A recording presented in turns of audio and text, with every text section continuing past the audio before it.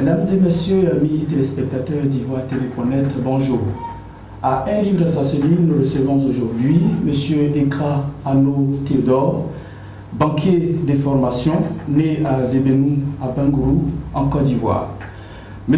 Ekra Ano Théodore est père de famille, membre d'organisations socio-religieuses. Il est aussi l'un des collaborateurs du porte-parole du syndicat des agents de banque de Côte d'Ivoire. Entretien. Monsieur Ekra, bonjour. Bonjour, monsieur. Comment allez-vous? Oui, je vais très bien. Très bien. Alors, vous êtes l'auteur de À quand l'éveil de l'Afrique? Oui. En voilà là un titre. Oui. Assez évocateur. Oui, assez évocateur, parce que quand on voit l'Afrique ne bouge pas, hein, ça fait du surplace. Quelqu'un d'éternel recommencement, reparti toujours à zéro. Oui. Et c'est ça qui m'a poussé. Et je vais vous faire une synthèse simple. Okay. À voir la couverture du livre, qui présente, qui en dit long. Le soleil brille sur l'Afrique, mais l'Afrique est dans l'obscurité. Et comment faire pour que l'Afrique rayonne? Il faut la paix dans chaque État, au niveau de toute l'Afrique. Et pour que l'Afrique puisse démarrer son développement en tant que tel, il faut la solidarité de tous les Africains, toute l'Afrique. Très bien. Ça, c'est la couverture. Exactement. Alors donc, c'est un livre d'environ 123 pages, oui, subdivisé en 8 chapitres. Oui. Et lorsqu'on feuillette votre livre, lorsqu'on le lit, tout de suite dans la préface, vous dites que ce n'est pas de l'afro-pessimisme que vous prenez. Oui. Seulement, vous n'êtes pas très tendre avec l'Afrique, les dirigeants africains, surtout les chefs d'entreprise africains. Oui. Pourquoi est-ce que je ne suis pas tendre envers les chefs d'entreprise et l'Afrique elle-même? Moi-même, j'y ai été dans l'entreprise. Pour que tu puisses avoir une place au soleil, il faut se battre. Et le patron n'est pas prêt à te lâcher, à te laisser quelques miettes pour que tu puisses évoluer. Et en cela, c'est ce qui se passe en Afrique qui se reflète sur le paysage africain. Parce que on a toujours tendance à croire que le petit personnel n'est pas en mesure de proposer et de faire quelque chose qui puisse faire en même, alors que c'est un maillon essentiel de l'entreprise. Et en Afrique, à travers les dirigeants, c'est la même chose. On croit que c'est le plus petit qui au campement ne peut pas faire des propositions. Il est là et lui subit. Mais il a son mot à dire pour le développement de son propre pays. Exactement. Alors vous, ayant été, j'espère que vous êtes toujours en entreprise. Je ne suis plus en entreprise. Vous n'êtes plus en entreprise. Oui.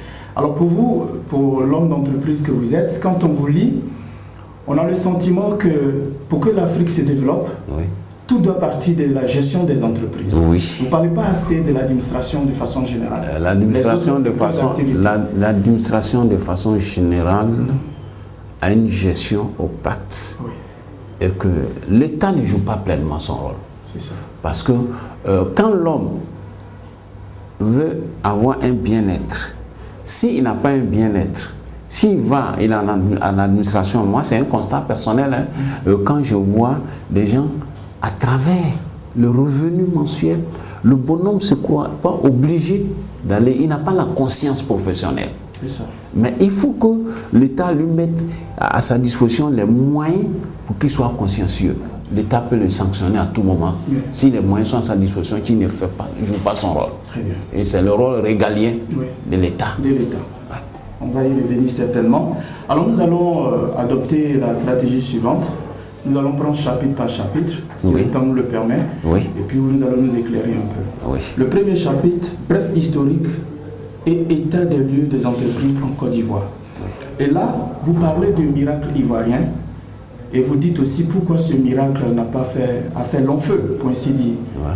Qu'est-ce que vous reprochez à la gestion de l'administration ivoirienne de 60 à 63 pour que ce miracle ivoirien n'ait pas prospéré?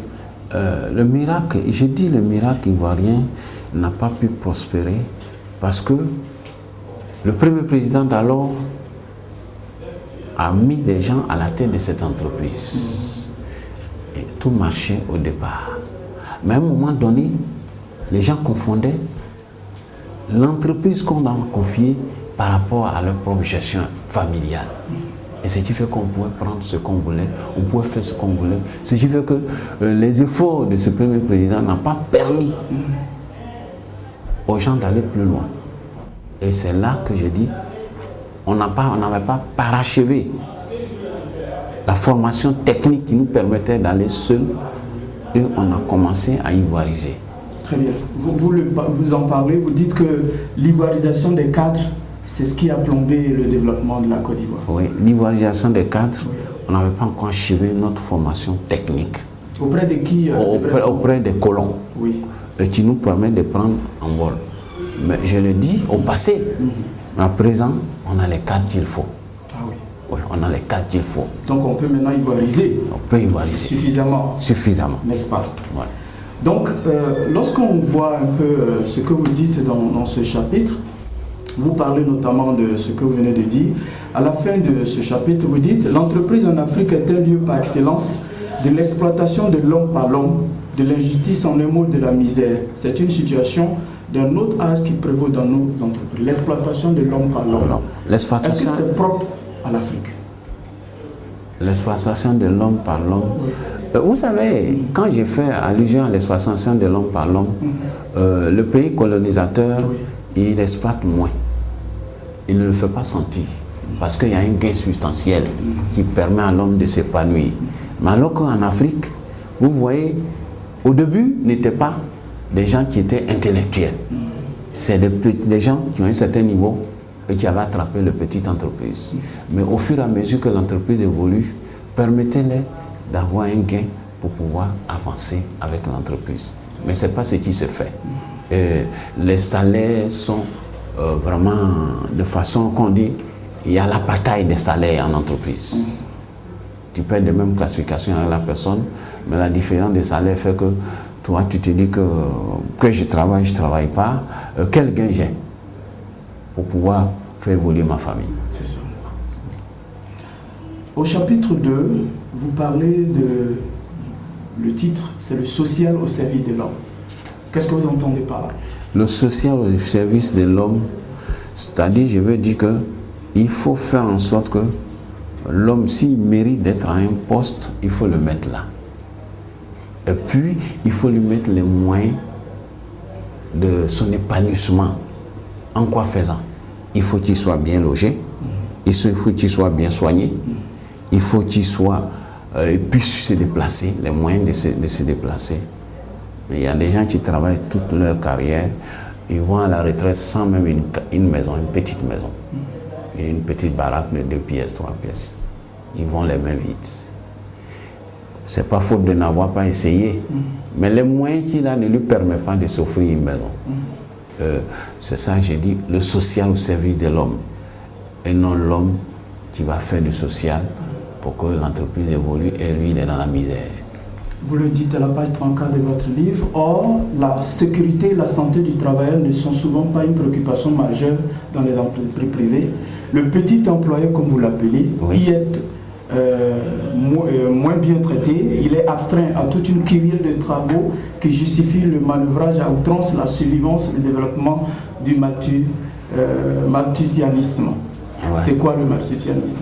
Le malthusianisme, ce que je veux dire, c'est simplement dire que le bonhomme, il est tellement muselé et tellement coincé et que lui-même, il ne se sent même plus en entreprise parce que il est tel, c'est un marginal de l'entreprise.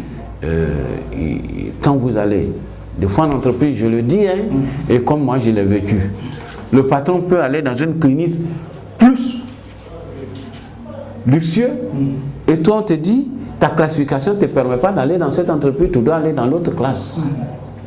Et ce qui fait que quand l'employé est exaspéré, lui préfère aller dans les hôpitaux publics où on doit perdre toute la journée. Parce que c'est moyen. Le pourcentage qu'on lui dit de payer, il n'est pas en mesure de le payer. Et combien d'entreprises font leur leitmotiv, les soins avec l'assurance et autres? Combien en Côte d'Ivoire? Il n'y en a pas beaucoup. Alors le petit employé, parlons-en. c'est cet employé qui n'a pas une grande qualification, mais qui veut travailler certainement. Le petit employé ne peut pas être forcément quelqu'un qui n'a pas une grande qualification. Il peut avoir une grande qualification, mais avec un petit diplôme. Il n'a pas les diplômes universitaires, ni chose. Il a été formé sur l'État. Il a la même qualification que l'homme qui est parti à l'université qui est venu. Et des fois, quand l'université arrive, c'est lui qui le forme. Mais il ne progresse pas. Il reste toujours tel qu'il est venu et il partira comme ça. C'est injuste. C'est pour cela que vous proposez que le travail, le mérite soit le leitmotiv des entreprises. En avant de toute chose. Le travail que les employés fournissent il y a une chose que je veux faire ressortir. Il faut que le patron, même s'il est venu après pour prendre l'entreprise, sache que le pionnier de l'entreprise, c'est le petit personnel. C'est ce que je veux faire ressortir. Il faut que le patron sache que le pionnier de l'entreprise, c'est le petit personnel. C'est comme vous êtes là, vous êtes avec des collègues, hein, mais quand tu vas grandir, quand l'entreprise sera plus grande, il ne faut pas oublier le petit personnel. Il faut les faire monter avec toi. Et l'entreprise gagnerait plus. Parce que même s'ils ne sont pas de hauts cadres, ils seront les formateurs de hauts diplômés qui vont venir. Très bien. Donc pour vous, c'est important de distribuer équitablement les retombées du travail. Pas forcément, les 5 doigts de la main ne sont pas la même chose, mais il faut les faire progresser selon leur mérite. Et non chercher à disqualifier ces gens et les marginaliser, les classer dans une catégorie où ils vont rester là jusqu'à la retraite. Et c'est pour cela que vous dites que pour cela, il faut qu'il y ait des directions de ressources humaines bien structurées, bien dynamiques, qui veillent un peu à tout ça, la gestion du personnel. Être en constante collaboration avec l'ensemble du personnel et surtout les délégués du personnel doivent être en permanence dialogue avec la direction des ressources humaines. Une ressource humaine très structurée. Moi, au soir de ma carrière, j'ai eu la chance d'avoir un jeune, que je ne vais pas dire son nom ici, un jeune directeur des ressources humaines de mon ancien employeur et qui m'a beaucoup impressionné. Il faisait des réunions régulières avec l'entreprise et les délégués du personnel, ce qui fait que vous avez des suggestions à lui faire et il va les énumérer à la direction, même si la réponse n'est pas immédiate, il y a une perspective. Très bien. Vous parlez aussi du recrutement. Vous dites que le mode de recrutement, s'il n'est pas bien, peut aussi nuire au développement d'une entreprise. Oui. Quel genre de recrutement proposez-vous? Le recrutement qu'on fait, les gens, ils ont fait l'école. Ils sont allés à l'école. Ils ont fait la formation. Le plus important, le recrutement, si tu as jugé que le niveau est bon, il faut une formation. Dans chaque entreprise, il doit y avoir une formation. La formation à la fin est sanctionnée par un succès et qui dit que tu es apte à continuer le travail. Et on doit continuer toujours à aider ce nouveau qui est venu. Et ça fait un bon recrutement. Mais s'il est arrivé que vous dites qu'avec son diplôme, il peut travailler automatiquement, vous faites erreur. Mais c'est en collaborant avec la personne, vous sachez, vous voyez les capacités de la personne. Mais si vous le prenez sur l'État, parce que c'est un parent à vous, vous l'avez jeté dans les circuits, ça nuit l'entreprise. C'est ça. Alors, pour en venir au chapitre 4, vous parlez de mea culpa. Qui doit faire le mea culpa? Moi, je n'incrimine personne. Au niveau de les entreprises, que ce soit le patron ou le petit employé, chacun fera faire son examen de conscience. Est-ce que j'ai travaillé correctement ce que j'avais et je devais faire? Est-ce que je l'ai fait correctement? Est-ce qu'au niveau de mon pays, j'ai fait le travail que l'État m'a demandé? Et je suis resté sans rien dire devant la corruption, devant l'ajustement de certaines personnes qui ont mal fait. En fait, tout le monde est fautif. Chacun doit faire son examen de conscience et repartir sur de nouvelles bases. C'est ce que vous dites à la page 55. La société infestée de corrupteurs et de corrompus. Nous perdons toute sérénité, tout charisme. Nous nous oublions. Nous sommes même prêts à vendre notre âme dès que nous sommes en face d'une simple apparence de richesse. Oui, depuis que l'Ivoirien a primé trop l'argent, Et en Afrique, l'Africain a primé trop sur l'argent, sur l'exercice de sa fonction. Devant un billet de banque, il perd toute sérénité. Il ne pense qu'à son bien-être.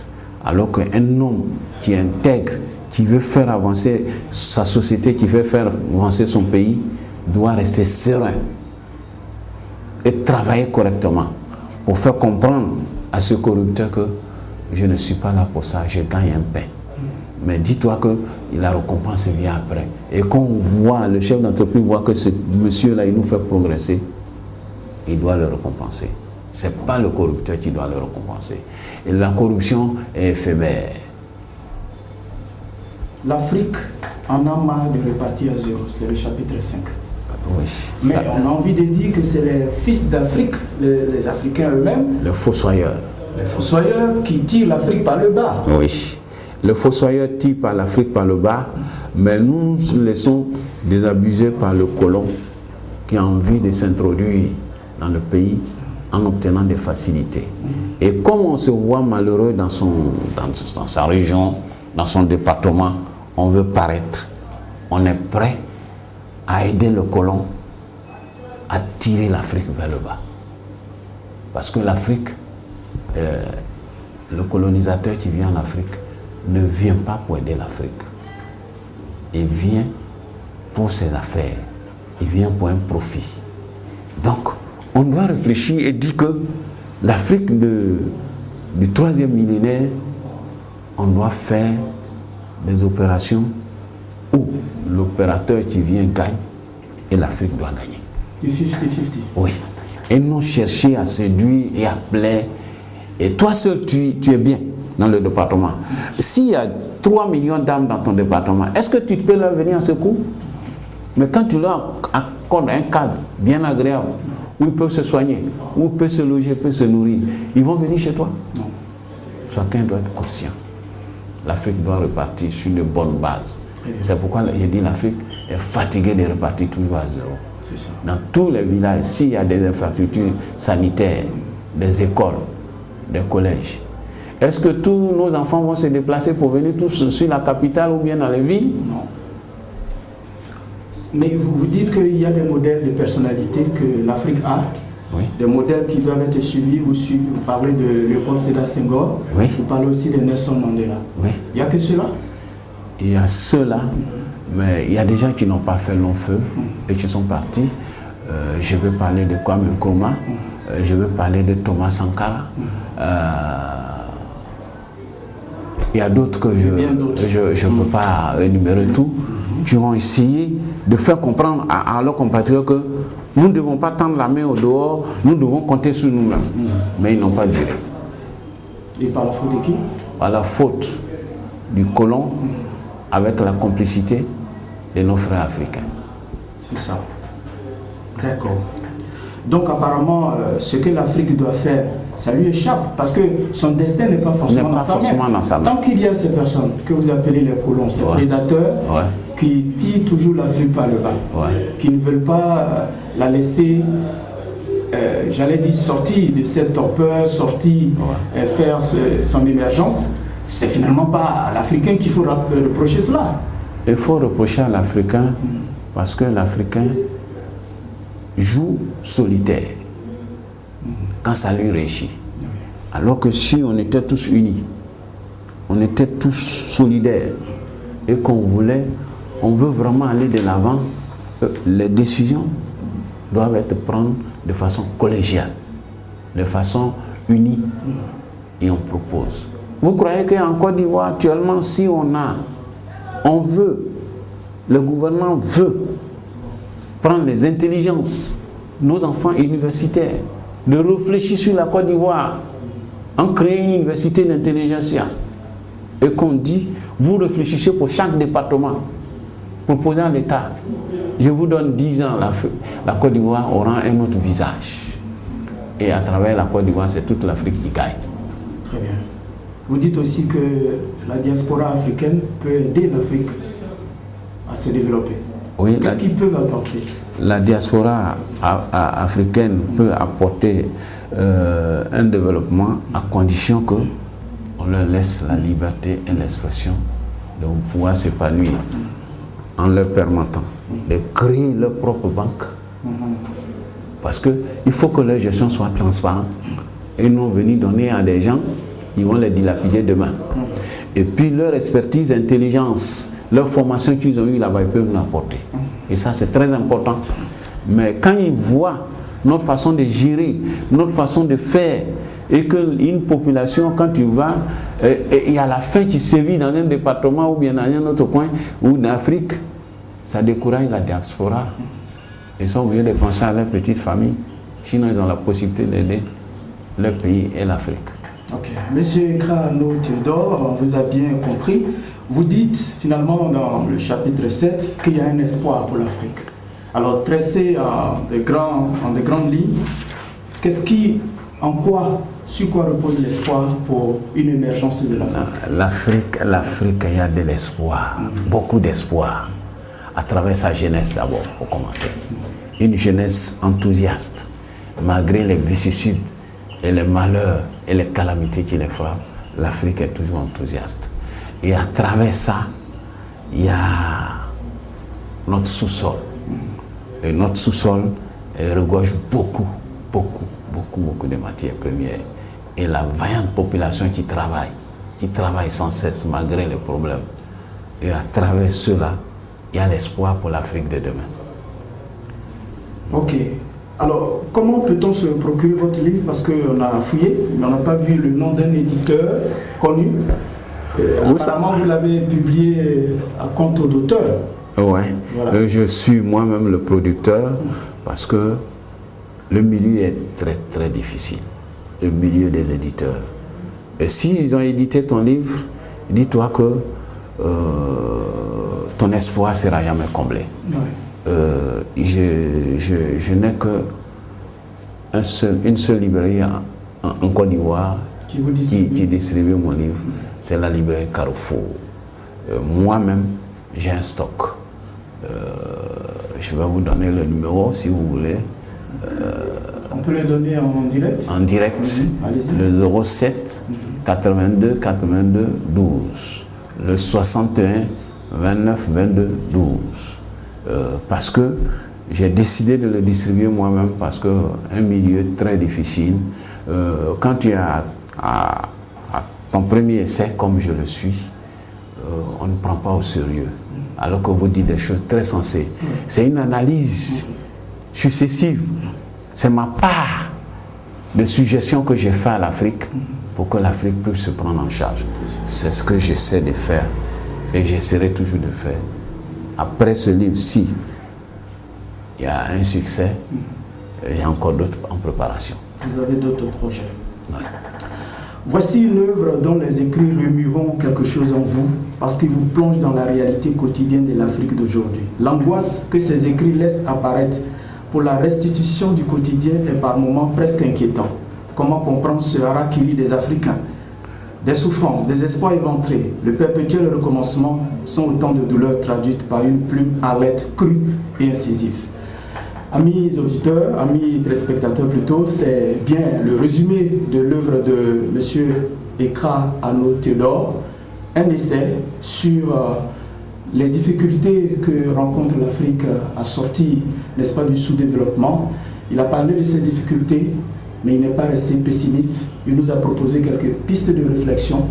Nous vous prions donc de faire un peu attention à cet ouvrage. Certes, avec les difficultés éditoriales, il n'est pas distribué partout, mais on peut se rendre à l'endroit indiqué pour s'en procurer et apprécier les bonnes propositions qu'il fait pour l'émergence de l'Afrique et de la Côte d'Ivoire.